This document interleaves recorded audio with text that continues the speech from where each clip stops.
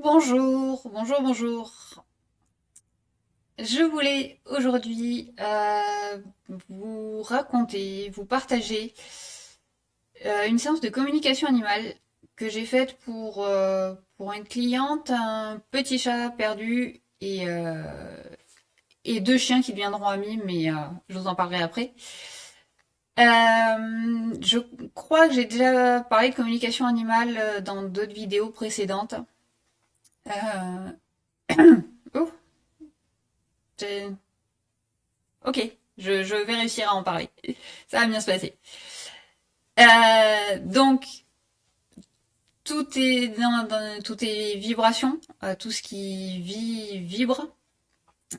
Du coup, à la fois en tant qu'émetteur, à la fois en tant que récepteur. Ce qui permet, de la même façon que vous réglez vos stations de radio pour être sur la même longueur d'onde que la station que vous recherchez, il est possible de communiquer avec le vivant, donc les végétaux, les animaux, les pierres, voilà, tout ce qui est, euh, tout ce qui est, voilà, et qui vit. On peut tous le faire. Je crois qu'on peut tous le faire. On a envie ou on n'a pas envie d'apprendre et de le faire, ça c'est chacun voit. Euh, et du coup, on peut demander à ce que ce soit fait par quelqu'un d'autre. On peut aussi demander à ce que ce soit fait par quelqu'un d'autre quand il s'agit de notre propre animal et qu'il y a trop d'émotions en jeu pour qu'on arrive voilà, posément à pouvoir communiquer. J'ai été formée à la communication animale par Barbara Edelman, que je remercie encore grandement ici. Merci beaucoup pour cette très belle découverte et cette très belle formation aussi. Et donc, je voulais vous parler d'une cliente. Sa demande, c'était pour sa grand-mère, dont le chat était introuvable. Et du coup, sa grand-mère était vraiment à la fois triste et désemparée parce que animal de compagnie, voilà, qui permettait de ne pas se sentir seule. Du coup, comment ça s'est déroulé? Elle m'a envoyé une photo. J'ai communiqué avec le petit chat qui, en l'occurrence, m'a expliqué que il avait eu un accident avec une voiture, du coup il était décédé. Il m'a transmis le message qu'il avait pour son humaine, sa gardienne, donc la grand-mère de ma cliente.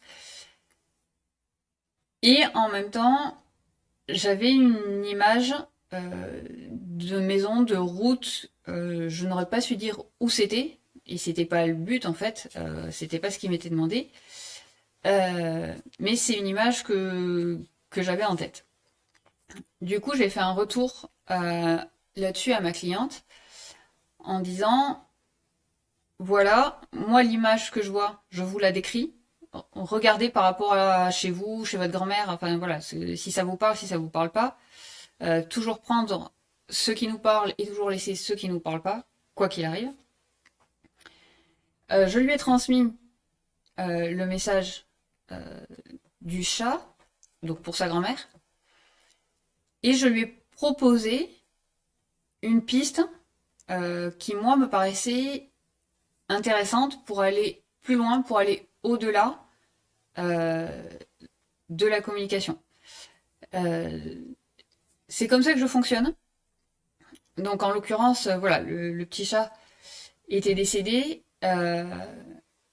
Globalement, son message, c'était qu'elle lui avait beaucoup apporté, cette personne, et qu'elle pouvait encore apporter à d'autres. Euh, et du coup, voilà, on a proposé à la fois du coup de clôturer cette histoire avec ce chat-là en lui expliquant qu'a priori il était décédé, etc. Et de donner une perspective avec, ben, c'est ok, c'est la fin de quelque chose, mais c'est le début d'autre chose avec un autre chat différent qui apportera autre chose et à qui cette personne pourra apporter autre chose aussi. Et du coup, le retour de de ma cliente a été très positif. Effectivement, l'image que je lui avais décrite correspondait bien à l'environnement de chez sa grand-mère. Du coup, elles ont pu aller voir les voisins en question, etc. Et elle m'a confirmé que oui, oui, la voisine avait bien trouvé un chat qui avait été renversé par une voiture, euh, que le message avait permis d'apaiser sa grand-mère et qu'effectivement, on avait pu continuer sur autre chose. Voilà. J'avais envie de vous le partager pour que, voilà, pour pas que ce soit que théorique et que je puisse vous partager aussi dans la pratique comment je fais et comment ça se passe. Euh, chaque personne qui va faire la communication animale va recevoir euh, les vibrations et va les transformer d'après sa propre bibliothèque, va les traduire exactement comme la radio, qui traduit ce qu'elle reçoit en son pour que vous ayez de la musique ou une émission de radio. Chaque personne qui va faire la communication animale va traduire par rapport à sa propre bibliothèque. D'où l'idée que ce ne soit pas pile les mêmes mots qui soient émis et qu'on puisse vous transmettre, quelle que soit la personne qui le fait et qui le fasse très très bien et qui soit totalement dans le juste. Voilà, elle va le traduire avec ses propres mots. Voilà. Euh, et c'est important pour moi de pouvoir proposer euh, quelque chose d'autre dans la prolongation pour aller plus loin.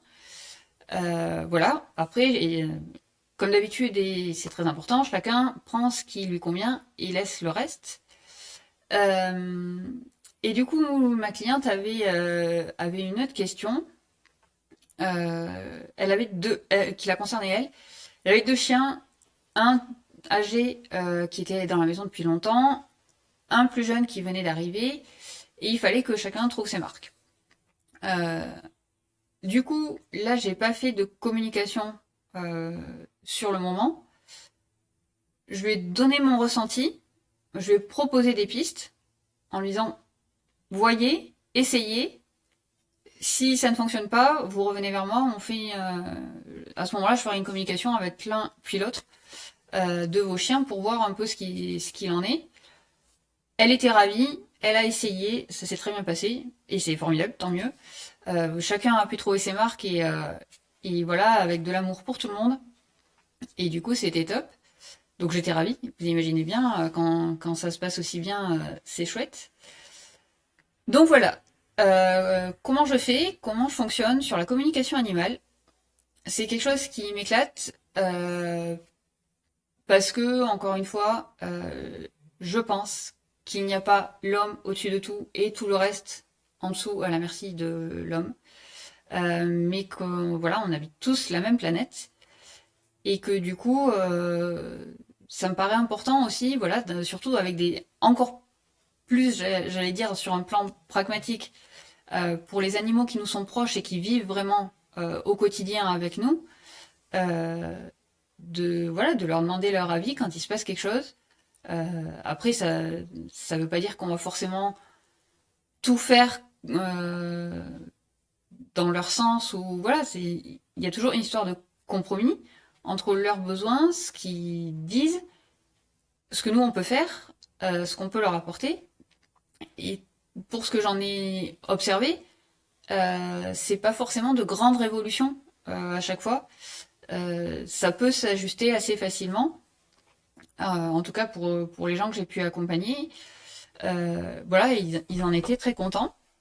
Donc n'hésitez pas en commentaire, sur messagerie, si vous avez des questions, si vous voulez qu'on en parle, voilà, pour savoir dans votre cas avec vos animaux ce qu'on peut faire ou pas. Si vous avez envie de leur passer des messages ou de recevoir les leurs ou de travailler sur une situation particulière, il n'y a pas de souci. Ça sera même avec grand plaisir. Juste vous préciser peut-être les animaux perdus euh, qui se soient enfuis, euh, qui se soient juste perdus réellement, qu'ils aient eu un accident et que du coup ils ne rentrent pas parce qu'ils sont décédés. euh, il n'y a pas forcément... euh, ça reste des êtres vivants. Et qui peuvent avoir de bonnes raisons à eux, qui leur appartiennent et avec lesquelles on n'est pas forcément d'accord, de ne pas revenir. Euh, j'ai en tête une personne qui avait perdu aussi un chat, et le chat disait non mais moi je veux bien rentrer, mais il faut pas que cette personne m'étouffe trop de son amour. Je vous le fais en résumé. Euh, et c'est vraiment ça, une relation entre un animal et son humain, son gardien. Voilà, chacun a sa part dans la relation. Et des fois, même bien des fois, euh, l'humain peut se positionner un petit peu différemment, faire les choses un petit peu différemment pour prendre en compte l'animal, qui bien souvent n'est pas là pour rien. Nos animaux, bien souvent, sont là pour nous faire comprendre des choses, pour nous apprendre des choses, pour nous passer des messages, pour nous faire vivre des expériences qu'on n'aurait pas vécues s'ils n'avaient pas été là. Et du coup, d'expérience, nous, on a des choses à en tirer et à comprendre pour avancer. Donc voilà, je pense que c'est totalement ok de faire une communication avec un animal perdu. Le résultat ne va peut-être pas aller dans le sens que vous attendez ou qu'on espère, parce qu'on a tous envie, voilà, chat perdu, de retrouver notre chat, notre chien, etc., etc. Et c'est totalement ok, c'est totalement compréhensible. Parfois, c'est peut-être pas ce qui est juste. Voilà. Si vous avez des questions, n'hésitez pas. Je vous souhaite une bonne après-midi et je vous dis à très vite.